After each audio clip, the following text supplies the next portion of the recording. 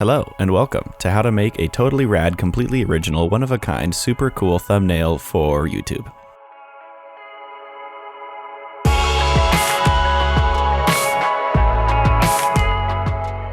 Okay everybody, so the first thing you want to do is take screenshots of your game. So this game is going to be Sea of Thieves. So I have a couple screenshots. I took more than I normally do here because, I don't know, this game's pretty and I couldn't decide what I wanted to make my thumbnail look like. But one important thing to keep in mind is if you're going to do a title, how is that title going to be interacting with your environment? You need foreground objects like this guy's hand. You need midground objects like maybe this boat or something like that. And you also need stuff in the distance like these clouds and islands. Alright, so I think we're going to do this one. This one might be a little bit more challenging, but let's just start with this one.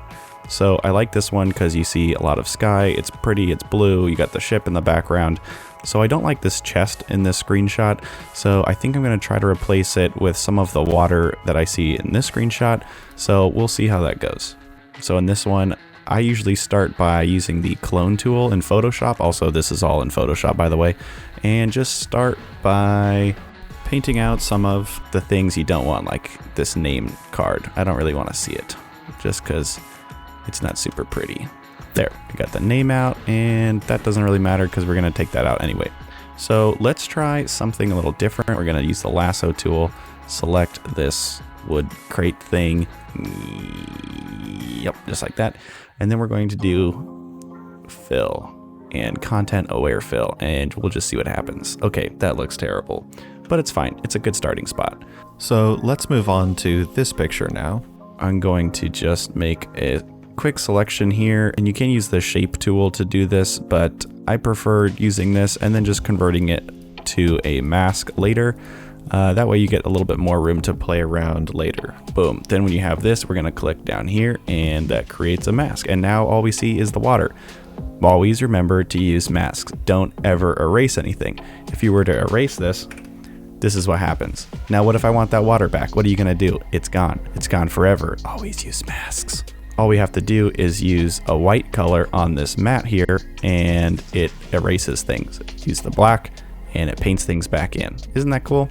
Very cool. Always use masks. Okay, so now we're gonna turn on both layers, move this one above the other one, and see if I can just move it, see how that looks. Terrible, but that's okay. We're going to clone stamp a little bit more on this one. So I'm gonna grab that tool out and we're just gonna select over here. Then we're just going to paint a little bit of this water back in. Maybe a little wave lives over here, and you don't want any harsh edges like that, so we're just gonna cover that up. And that looks pretty good. So let's move back to this layer and we're gonna do the same thing. There, that's looking pretty good. Yeah, not bad. Okay, now we're going to also transform this just a little bit. We're gonna use warp, and then just wang jangle that around a little bit.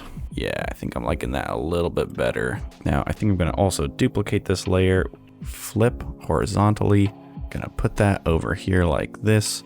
So we're getting a nice wave going that way. Boom, done. Okay, now that looks terrible. And then we're just gonna use the brush tool to paint all that weirdness out, and make sure you thank the brush tool for saving your life. I'm also gonna change my brush to be a little bit harder and then just kind of reshape this wave so it looks a little bit less like a mountain and a little bit more like a wave. And then by duplicating the other wave layers and just kind of painting out the areas that I don't want, I'm just gonna shape these foreground waves to be a little bit more to my liking.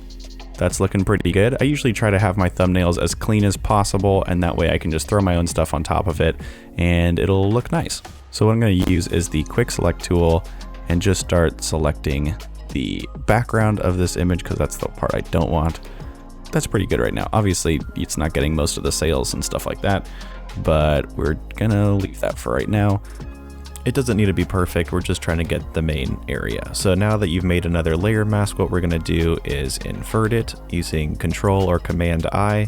Then what we're gonna do is copy and paste that, and then delete the layer mask on this one, because we want this one to be the solid background, but we wanna cut that out from the rest of the ship here.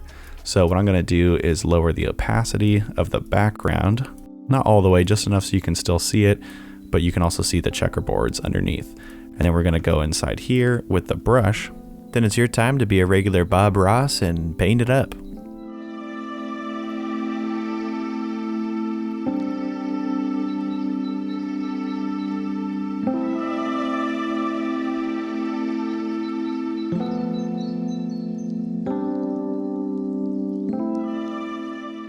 Now the biggest thing to remember and to keep in mind is don't be afraid to get right in there with the details, getting every single pixel, just so that way at the end you get, you know, the best result that you can that's weird. Anyway, so you can get the best result that you can possibly get. All right, now for our text layer, what we're going to do is basically just spell out the name of the game. No, not a different game. Yeah, there it is. Okay, spelling's hard, so we're gonna drop that down. We're just gonna see how it's going to be laid out. Now that's looking pretty good. Most of my other thumbnails have the titles all along one line here, so I'm gonna play with what it looks like if we have them on 2 lines, or if we just have it on 1 line. Now, 1 line looks fine, but there's just not as much going on in the background, and it would be cool if it could intersect the wave horizon here. So let's just do 2 lines. And then I'm just gonna change up the spacing a little bit, make thieves a little bit more prominent so it sits better on the horizon. And boom, that's looking really good. Okay, so now we're going to increase the opacity of the background. And there you go. The text is behind the thing. That's neat, right? Okay, cool. So we're going to add a outer glow around the foreground element, so that way you get this nice little like halo effect. Turn it off, turn it back on. Perfect. There we go. Now we're on the background here. We're going to also make a mask. We're going to invert it so that it's completely invisible. Then take the brush, make it real big. And then we're going to just paint a little bit of the background back in like this. Also, make sure your background layer is toggled on so that way you can see what you're actually doing. So that we're getting this nice gradient from what's visible down here in the ocean line, and then it's starting to fade into white up at the top. Now remember, don't be afraid to cheat a little bit to make your thumbnails look cooler. This looks really cool, but there's not really anything going on in the foreground over here. So I think I might try to add in this little hand. I'm gonna use the quick selection tool to make a simple mask. And then like before, use the mask, and there you go. There, it's done. All right, I opened up the camera raw filter, and we're just gonna boost the warm values a little bit. Then I'm also gonna add a brightness and contrast adjustment layer and basically just paint in some highlights to make it look like it's part of the environment. All right, after a few more adjustments, I'm thinking that's looking pretty good. So there's not much left to do here except for add everything else that normally goes into my thumbnails, which is maybe some other text over here or somewhere else on the side, but is definitely the little color stripe that goes there. So that's looking pretty good right now. You got this cool horizon line, this effect with the ship over here, and I think that's pretty good. Maybe some extra text to the bottom left down here, and that's looking pretty good.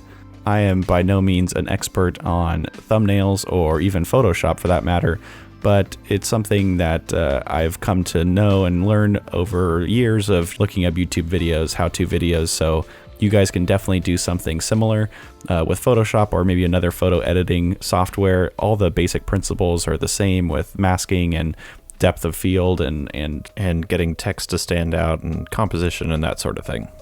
Make sure before you finish up to always add a little Easter egg in there just to, you know, keep people on their toes and make them question whether or not you actually know what the heck you're talking about. And that's perfect. Okay, so now I wanted to show you guys some of my other thumbnails that I've made, just to show you some of the other things that I've done. For example, in this Apex one, I painted out the different smoke trails from Fuse's ult, and also made this octane a little bit bigger and emphasized his jump trails. And this one turned out pretty cool. It was fun to see how the text would interact with the smoke trails. The most time-consuming part of this one was just making a clean slate to work on. There's a lot of information up here with the compass, the kills, the mini-map, the names and everything, and all that had to be painted out. And I also slightly moved everything as well. Other ones like this one were fairly easy to just paint out because there wasn't a whole lot to get rid of. The Warzone victory screen doesn't have a lot of extra stuff on it, but I also wanted it to look a little bit more unique, more visually interesting, so I added someone in here, and that was just basically from a different screenshot that I had taken previously in the game from one of my friends picking up a supply box. Basically just painted him out, and there's, again, with the highlights and the colors, the blue to kind of match with his feet here, and then some highlights to get some lighting on his left side, as well as a shadow on the ground. All that just kind of ties everything in and makes it a little bit more interesting instead of there just being a blank space there. So I hope you guys enjoyed the video. It was fun to make this little how-to video and also to do a double release, having this be out on Friday. So let me know if there's other videos like this that you would like to see. Let me know if this helped you at all with making your own thumbnails. And I hope you guys enjoyed the video. Have a good weekend. See you all next week.